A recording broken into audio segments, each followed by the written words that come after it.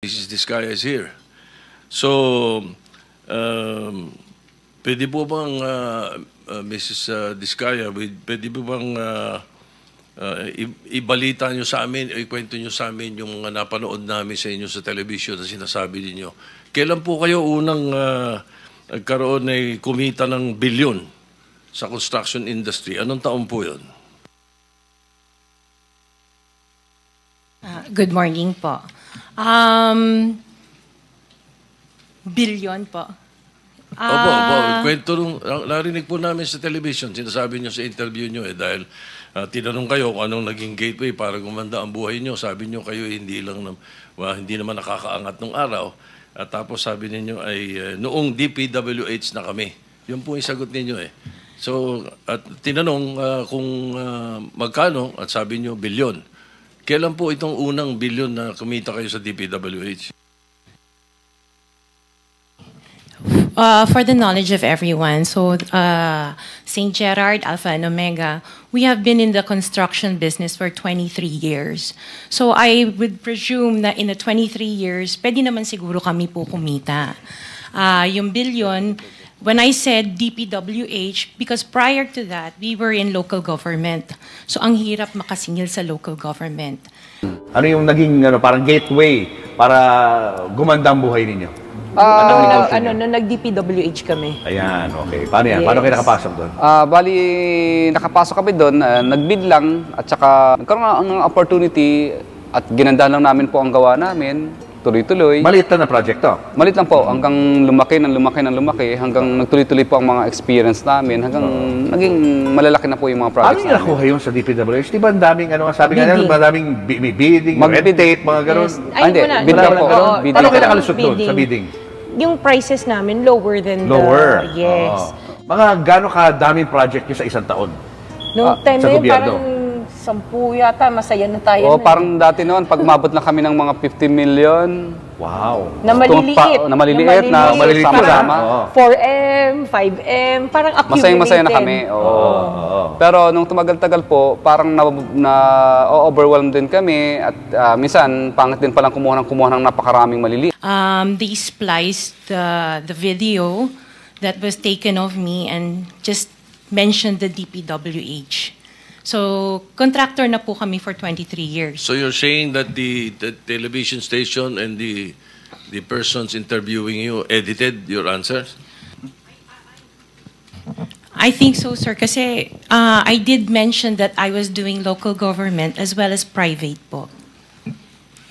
Yeah, if I may, with the permission of the chairman, Senator President Pro Tem. Ma'am Sara, ano ba naging trabaho niyo bago kayo pumasok sa mga kontrata sa gobyerno?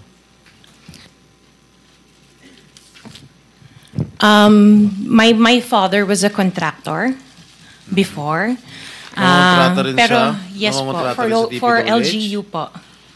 LGU. And then ako, I worked sa ibang bansa. Yun po. Anong work mo sa ibang bansa? I was a dental receptionist and an orthodontic nurse. So you are a doctor? Nurse? No po. Yung asawa mo, ano trabaho? He works sa isang development corporation. And him and his brother were parang private contractors sa subdivision namin. Paano kayo, how were you enticed to join the mga kontrata sa DPWH? Who influenced you? Wala naman po. Nakita namin on PhilJeps na may mga projects na pwede palang mag-join. So we joined the bidding na we know that we were qualified for. All right, Mr. Chair, I would like to reserve all my questions if my turn comes already. Thank you, Mr. Chairman. To continue, Senator, Mr. Chairman. Mr. Chairman, okay, with the permission of Senator Minority Leader. So, the Minority Leader. Ma'am, very clear man yun sa video na sinabi mo kung kailan kayo kumita ng malaki sabi mo, noong nag-DPWH na kami. Ngayon, gusto mong i-attribute yung wealth ninyo going back noon pa sa tatay mo, noong nagsimula kayo ganon. Pero very clear, the video won't lie. Sinabi mo, noong nag-DPWH na kami. Yes po. So, kailan ba kayo nag-DPWH? Parang sometime in 2012, nag-start kami with DPWH.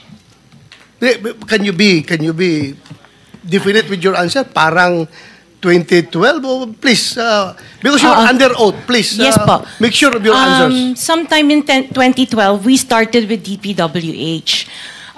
We started with joining biddings. Pero prior to that, we were with local government.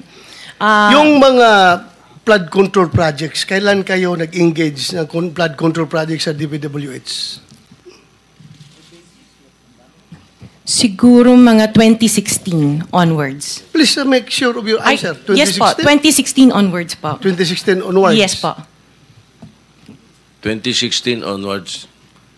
May follow-up Yes, ka sir. ba? Okay. Go ahead, sir. Go ahead. All right. Kasi based on your... Una sa lahat, would like to clear the reason that we're asking you this, and centering on you at the start. Ganon din ang gagawin namin takbo doon sa ibang mga kontratista rito na naibitin natin na nasa top 15 ng presidente. Nasa top 15 ng presidente, may mga flood control projects, mayroong guni-guni, mayroong ghost, mayroong nagawa, may nagawang palpak, okay, may nagawang tama. Ngayon, tapos marinig namin yung kwento sa television na tungkol doon sa sinasabi nyo na napakarami ninyong kinita at ika nga sa DPWH to 2016 kayo nag-umpisa sa DPWH. Pero yung mga pinakitang mga sasakyan ninyo ay 2022, 2025, 2024. So, lately, yung matindi, hindi po ba, na mga income ninyo? Mga anong taon kaya sa tingin ninyo? What year would you say that you were able to engage or able to get projects from the DPWH for flood control projects? What year? Yun nga po, nag-start kami makakuha ng pailan-ilan, pero 2016 po onwards. Po. Yes. 2016 onwards. In 2017, how much did you pay the BIR on your income tax? Sorry, I don't have the data on me right now kasi I have an accountant that handles that po. Pero I can get it for you. If Yes, please. May we request that Yes po. we find out how much your income taxes were paid from that time, 2016 to the present. No? Okay po. All right.